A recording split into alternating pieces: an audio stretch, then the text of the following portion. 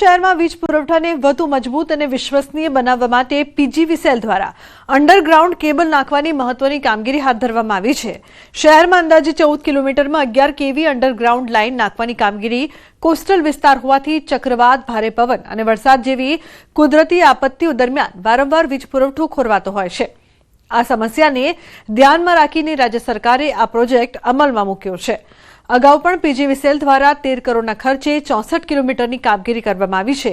આ કામગીરી પૂર્ણ થયા બાદ કુદરતી આપત્તિઓ સમયે પણ શહેરમાં વીજ પુરવઠો યથાવત રહેશે।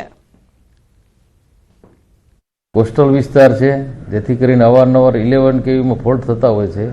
તે માટે ગવર્મેન્ટની સ્કીમ છે, ત્યારે જીઓજી સ્કીમ છે, તેમાં ઉદ્યોગનગર સબ ડિવિઝન આવે છે સિટી ડિવિઝનની અંદર, અને અંદાજિત તેનું 14 કિલોમીટર જેટલી લાઇનની કામગીરીની મંજૂર મળેલી છે। તેની અંદાજિત એમાઉન્ટ છે 70 કરોડ જેટલી છે, અને ભવિષ્યમાં જે કંઈ સિટીનો 11 કેવી છે એ સંપૂર્ણપણે અંડરગ્રાઉન્ડ કરવાનું પ્લાનિંગ છે।